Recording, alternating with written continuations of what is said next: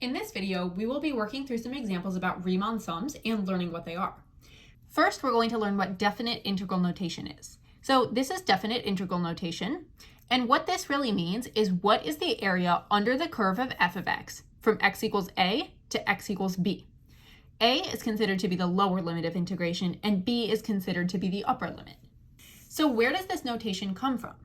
In order to explain that, we're going to first see if we can estimate the area under this curve, or at least sketch out how we would start to do that. If you were going to estimate the area under a curve and someone gave you this curve, what you would probably do is divide it into some geometric shapes. So that's exactly what I'm going to do. I'm going to divide it into a whole bunch of rectangles. And then I'm going to connect each one of the rectangles by making a horizontal line that goes from the right end of the rectangle over. And it's going to look a little bit weird on some of these because the rectangle is actually going to be above the curve. That's okay though, because we need to follow the same pattern. In a graphical context, the upper and lower limits of integration would look like this. A would be right here and B would be right here. And we are finding the area under the curve from A to B. Now we're going to discuss the subintervals. A subinterval is simply the width of a rectangle. So in this case, this is one subinterval. If all of the subintervals have the same length, the change in x, or the subinterval, is equal to b minus a over n, where n is the number of subintervals. We can see on this particular graph, we have 1, 2, 3, 4, 5, 6 subintervals. So the change in x, or the length of one subinterval, would be b minus a, or 6 minus 0, over 6, because we have 6 subintervals. And that would be 1. That makes sense, because each of our subintervals here is equal to 1.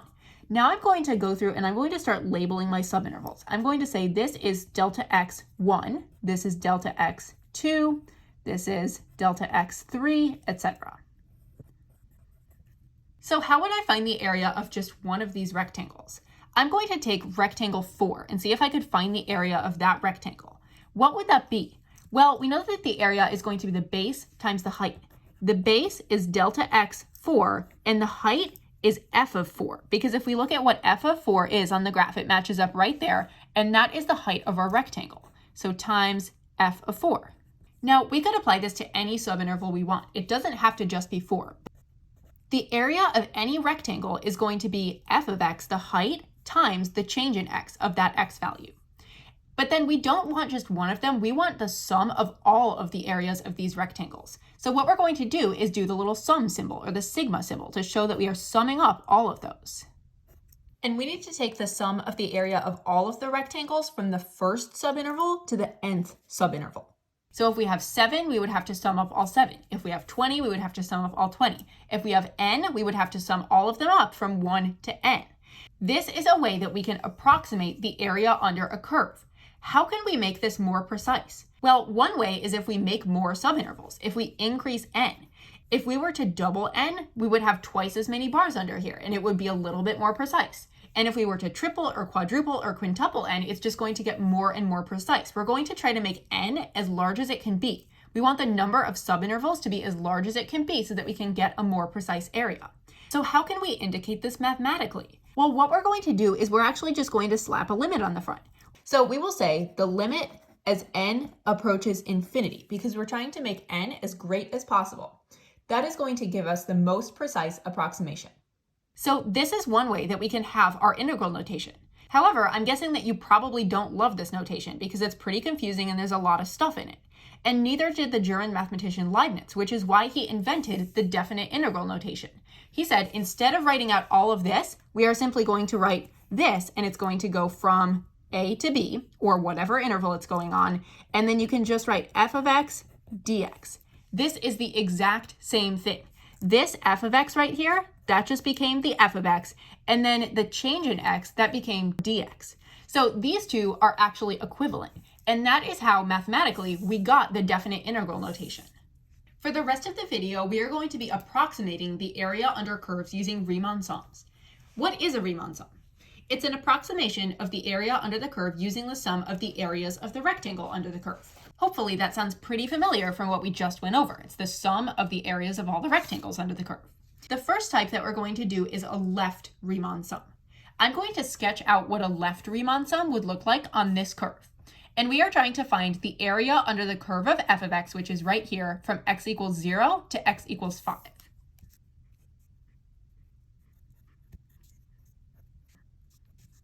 This is what a left Riemann sum looks like.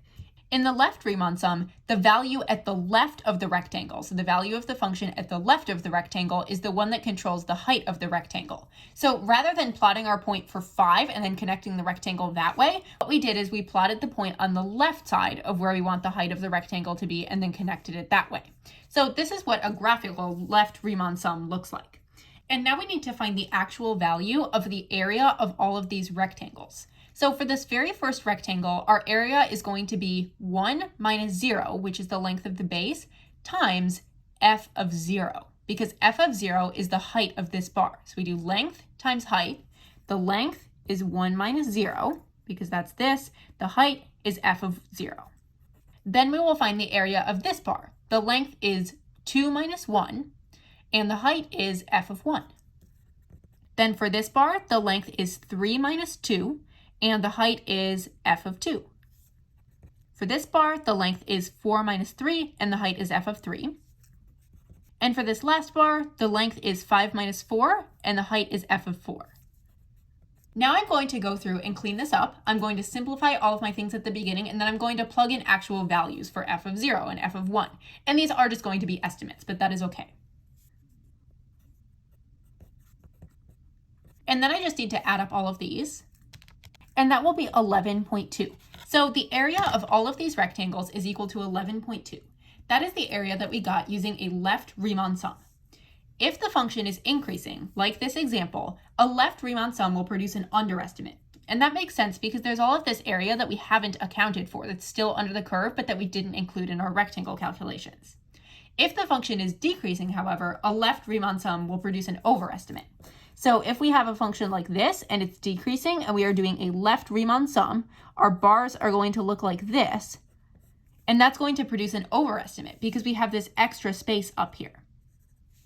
Now we're going to do a right Riemann sum. It's very, very similar to a left Riemann sum, but there is one significant difference. First, I'm going to sketch out all of my bars for the right Riemann sum. So now when I'm sketching the heights of my bars, instead of going from the left side and then making the line and then going from the left side and making the line and left side, what I'm going to do is I'm going to start from the right side and make my line over. Start from the right side and make my line over here. Start from the right side and make my line over here. And you will see that in just a moment. So on all of these bars, I started from the right side. And that's going to show up when I start actually calculating my right Riemann sum. The value is going to be greater than that of the left Riemann sum because I'm actually overestimating the actual area of the curve. I'm not underestimating it. So now I'm going to find the area of each individual bar. It's going to be the length times the height. The length of this first bar is going to be 1 minus 0. So I will write that out. Length is 1 minus 0 times the height of the bar. And in this case, the height of the bar is not f of 0, it's f of 1. And then I need to add the area of this bar, which will be 2 minus 1 times the height of that bar, length times height. The height of that bar will be f of 2. And then 3 minus 2 times f of 3 plus 4 minus 3 times f of 4. That was the area of this bar. And the last bar, which is 5 minus 4 times f of 5. And then I just need to go through and find all of these values. Some of them they're super easy to evaluate, like 4 minus 3, that's just 1. But then others, like f of 4, I'm just going to look at the graph and see what is the value for f of 4, and I can approximate. That is completely fine. And then I just add up all of the values. And I get 22.2 to be the area under my curve using the right Riemann sum. That is still an approximate, remember? If a function is increasing, a right Riemann sum produces an overestimate. This is an example. It produces an overestimate of the actual area under the curve.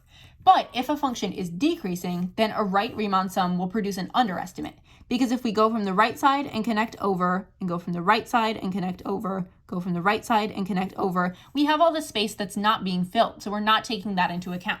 That means that a right Riemann sum will produce an underestimate when the function is decreasing.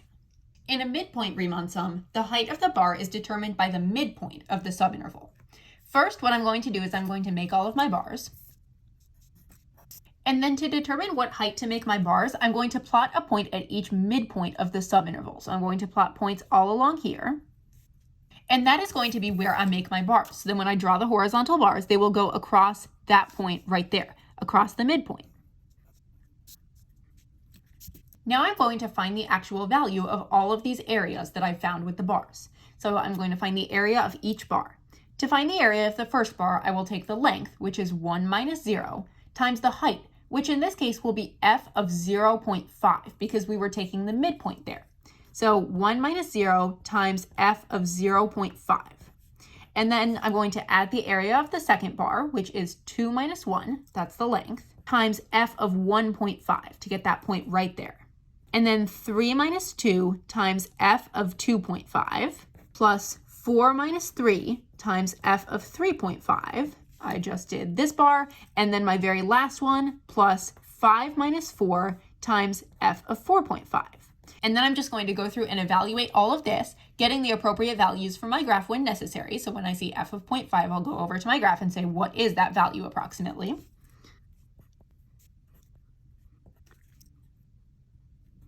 And then I just add up all the values. The approximation of the area under this curve from 0 to 5 using a midpoint Riemann sum is 15.8. The last type of sum that we are going to cover is trapezoidal sums. These are technically not Riemann sums because Riemann sums use rectangles instead of trapezoids, but the process is very, very similar. The first thing I'm going to do is draw in the lines. Then to make the trapezoids, I connect f of 0 to f of 1, and then f of 2 to f of 1, and then f of 3 to f of 2, etc. Now I need to add up the areas of all of these trapezoids. The formula for the area of a trapezoid is height times base 1 plus base 2 over 2. In this case, we're going to consider the height to be the length of the subinterval, and then the base 1 to be this value and base 2 to be this value. So when I'm finding the area of this first trapezoid right over here, it's going to be the height, which is 1 minus 0, times base 1, which is f of 0, plus base 2, which is f of 1, all over 2. That is the area of this first trapezoid. For the area of the second trapezoid, the height will be 2 minus 1, base 1 will be f of 1, and base 2 will be f of 2, all over 2. That is the area for the second trapezoid. And then I'm going to go through and continue this process for the third, fourth, and fifth trapezoids.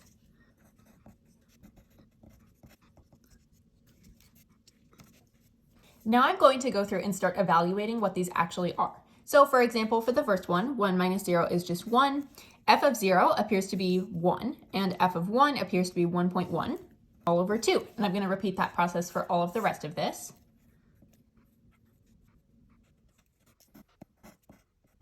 And then I'm just going to go through and evaluate this using the calculator. That is equal to 16.6. So that is the approximate area under the curve using a trapezoidal sum. If the function is concave up, like this function is right here, a trapezoidal sum will produce a slight overestimate. Notice that we have these little areas here where it's producing an overestimate. That is a space where we are just a little bit over the actual area under the curve. If the function is concave down, though, a trapezoidal sum will produce an underestimate. The rate of fuel consumption in gallons per minute recorded during an airplane flight is given by the twice differentiable function and strictly increasing function r of time t. The graph of r and a table of selected values of r of t on the closed interval from 0 to 90 minutes are shown above. Approximate the value of the area under the curve of r of t from 0 to 90 using a left Riemann sum with the 5 subintervals indicated by the data in the table. Is this numerical approximation less than the actual value? Explain your reasoning. So for a left Riemann sum, we know that we're going to make our bars and then connect from the left going over. Start from the left and go over. So that's exactly what I'm going to do here. It's nice that they gave me the graph here. They don't always give it to you. And then since it's a left Riemann sum, I'm going to go from the leftmost point of the bar and then go over. Left and go over, left and go over. Now I have all of my bars sketched out. So now I'm saying that the integral is approximately equal to, and then I'm going to sum up all of the areas here. The area of this first rectangle here is going to be the length, which is 30 minus 0, times r of 0, which is the height of the entire rectangle. And then plus, so now we've gotten that bar, plus the area of this rectangle, which is 40 minus 30 times r of 30, plus 50 minus 40 times r of 40, plus 70 minus 50 times r of 50, plus 90 minus 70 times r of 70. And now I'm going to go through and start simplifying this a bit. So 30 minus 0 is just 30, and then we can see that r of 0 in the table is 20. 40 minus 30 is 10, and r of 30 is 30. 50 minus 40 is 10, and r of 40 is 40. 70 minus 50 is 20, and r of 50 is 55. 90 minus 70 is 20, and r of 70 is 65.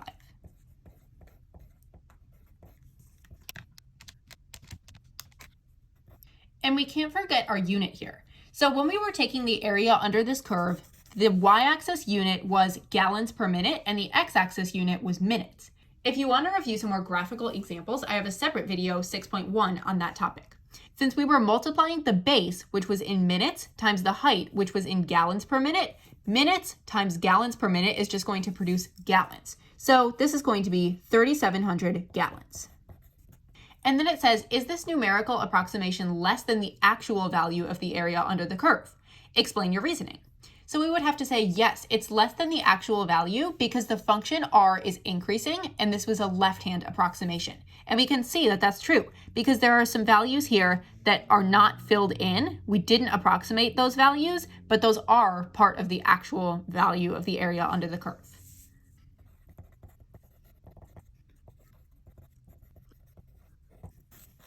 The approximation is less than the actual value because r of t is increasing, and this was a left Riemann sum.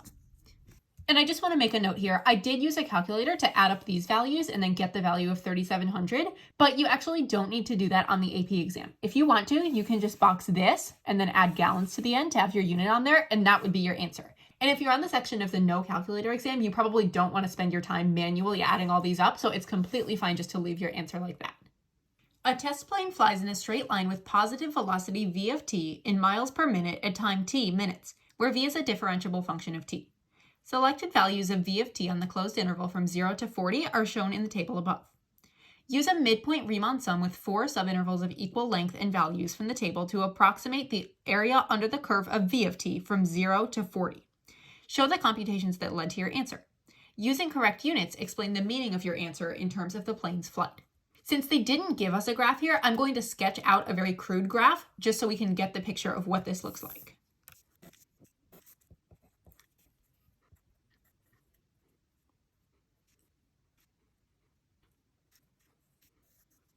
So our graph probably looks something like this. And now I'm going to sketch out the bars so that we can do our midpoint Riemann sum.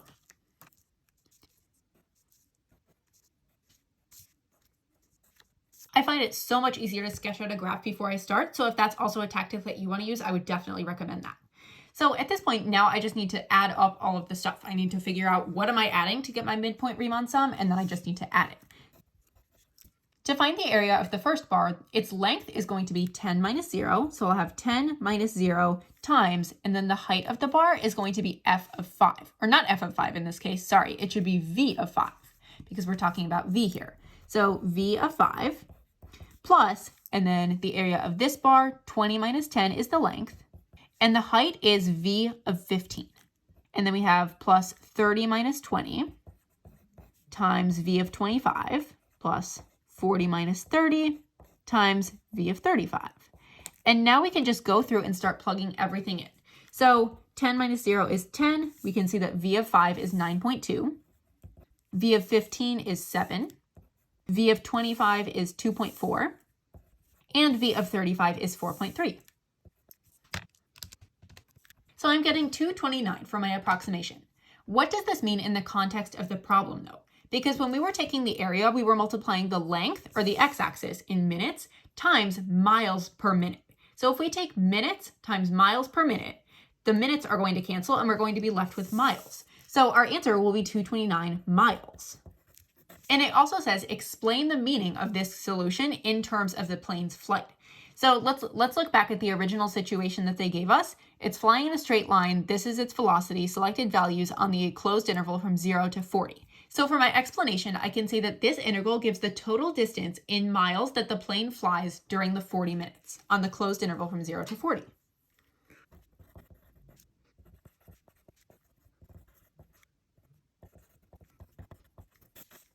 There's my explanation.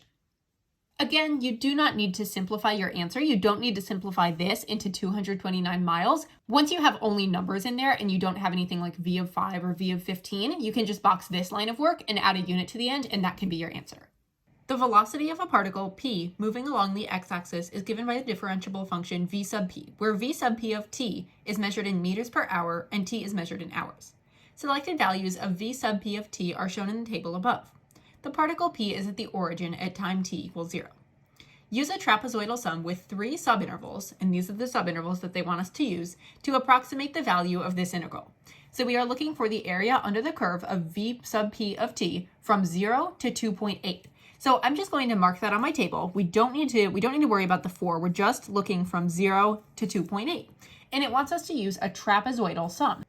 One good way to approach these kinds of problems is to sketch out a graph of all of the shapes, like the rectangles or the trapezoids that you want to find first, just so you have a picture or an idea of what you're doing. I did that in the previous 2 examples, but in this case, I'm going to demonstrate how you would just jump right into doing it without sketching one out. So first thing is I would rewrite this integral, and then I'm going to write out the squiggly equals sign, which means approximately, because we are just approximating the value. And then I will need to add the area of 3 trapezoids. So the first trapezoid is going to have a height of 0.3, or 0.3 minus 0. So I'm going to do 0.3 minus 0. That's the height of my first trapezoid. The area of any trapezoid is given by height times base 1 plus base 2 over 2. So when I have my trapezoids, they're going to look something like this. And in this case, the height of the trapezoid is actually going to be the width of the subinterval. So since the width of the first subinterval is 0.3 minus 0, that's what I write for the height. And then base 1 of the first subinterval is going to be v sub p of 0. And base 2 of the first trapezoid will be v sub p of 0.3. And that's all over 2. That is the area of the first trapezoid. Then for the area of the second trapezoid, the height will be 1.7 minus 0.3. Base 1 will be v sub p of 0.3. And base 2 will be v sub p of 1.7.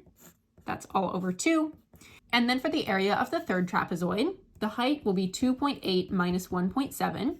And then we multiply that by v sub p of 1.7 plus v sub p of 2.8. That's all over 2. And then we can start simplifying and evaluating this. So for instance, when I see v sub p of 0, I put in 0. When I see v sub p of 0.3, I put in 55. Now, if you want to, you can just leave your answer like this and box this and stick your unit on the end. In this case, since we were multiplying hours times meters per hour, the unit would be meters. So we can just stick a meters on the end here. If you do choose to simplify though, your answer will be 40.75 meters. Joanna jogs along a straight path. On the closed interval from 0 to 40, her velocity is given by a differentiable function v.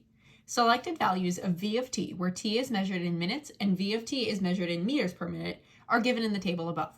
We're not going to worry about part A for this problem, but we are going to do part B. Using correct units, explain the meaning of this definite integral in the context of the problem. Approximate the value of that definite integral using a right Riemann sum with the 4 subintervals indicated in the table. First, we're going to explain the meaning of this definite integral. Note that they gave us the function for velocity in the table, so some values might be negative or positive because you can have negative or positive velocity, but then when they actually put it into the integral, they have absolute value bars around that. So now we need to think about what function produces the velocity function as its derivative. We know that that's going to be the position function, so how many meters she has gone. If the absolute value bars were not here, then we would be talking about her displacement or her distance from her starting location. But because the absolute value bars are here, what that means is that we just want to figure out how many meters did she travel. It doesn't matter whether she was traveling towards or away from her starting point. So we're just trying to find what is the total distance in meters that she traveled. So first, I'm just going to do my explanation. I'm going to say that interval is the total distance that she jogs in meters on the time interval from 0 to 40.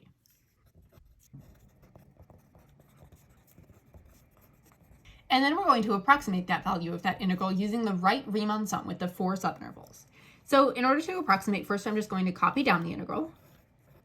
And then we'll say that that is approximately equal to. So one strategy that you can use is you can just sketch out this graph like I did in the first two examples. In this example, though, I'm going to show you how to do it without having sketched out the entire graph. Since we are using a right Riemann sum, that means that we're going to be finding the area of a whole bunch of rectangles, which means that we need to know the length and the height of each rectangle. So to find the length of the rectangle that spans from 0 to 12, we know that that's just going to be 12 minus 0. That will be the length. And then how do we find the height of that rectangle?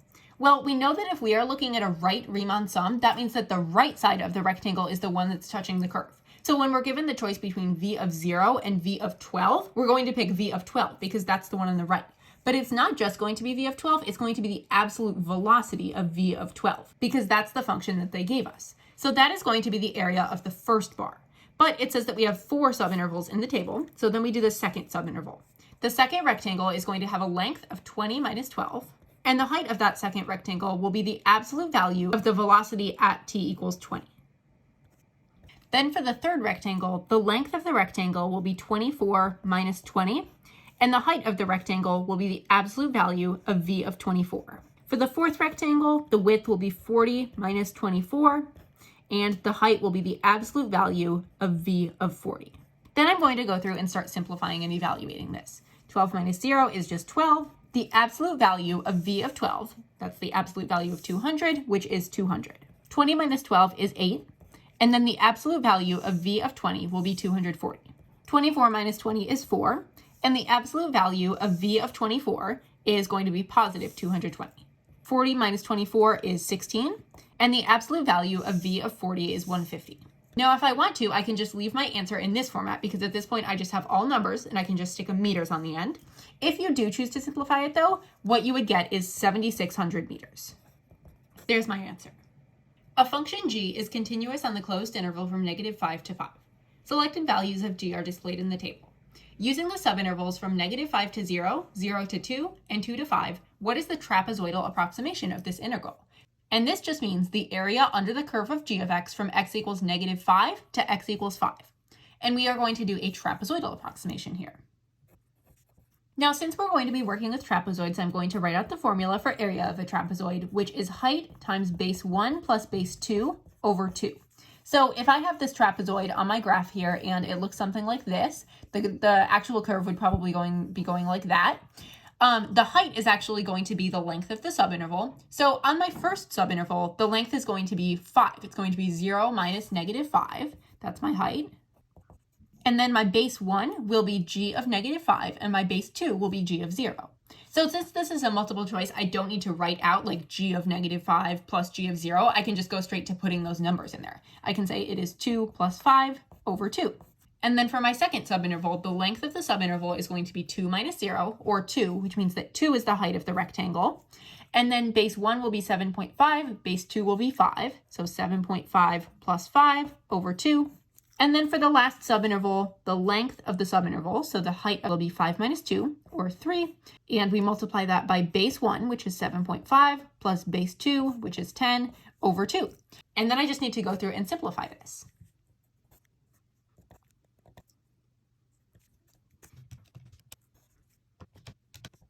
And my answer is 56.25, which matches choice A. The rate at which students enter a school is represented by the strictly increasing function r of t, where r of t is measured in students per minute and t is measured in minutes after 7 a.m. Selected values of r of t are shown in the table below. Using a left Riemann sum with 5 subintervals, approximately how many students are in the school at 7:25 if 65 students are already in the building at 7 a.m.?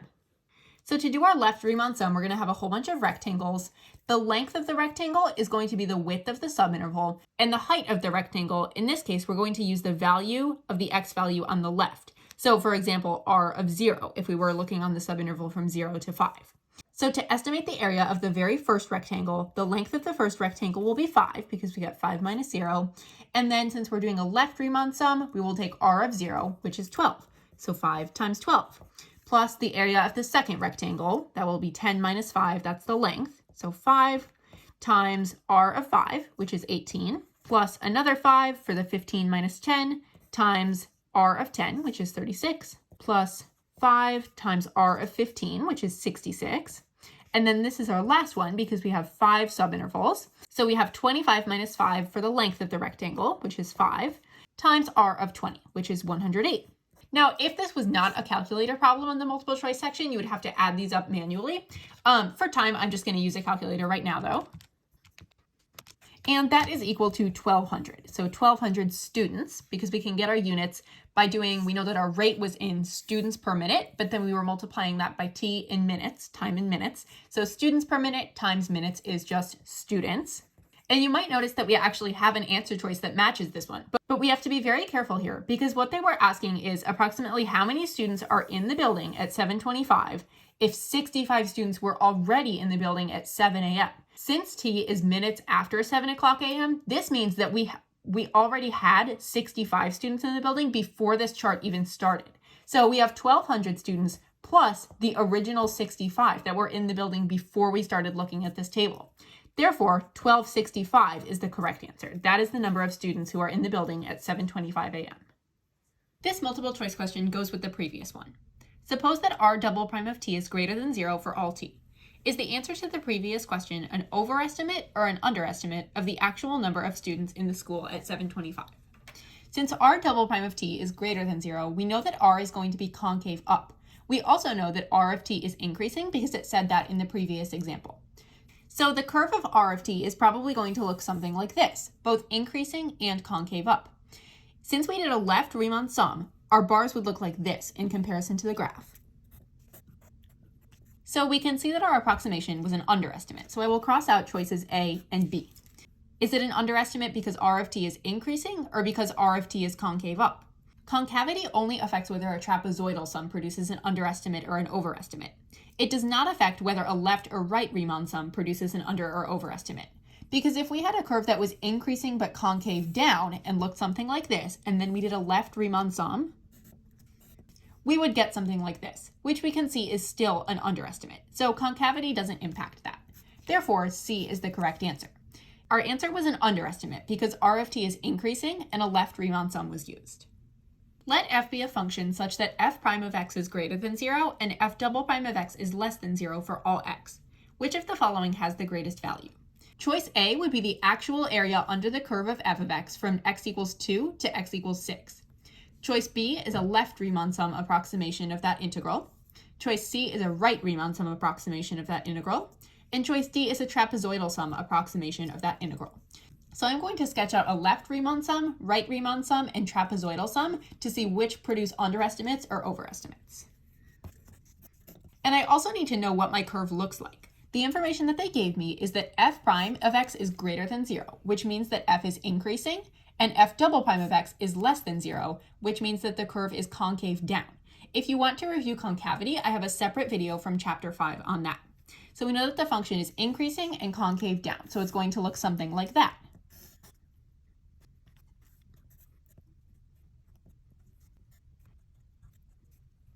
If we look at choice B, the left Riemann sum, this is going to be less than the value of the actual integral, the actual area under the curve, because we have all this space here that we don't account for in the approximation. So B will not be the correct answer.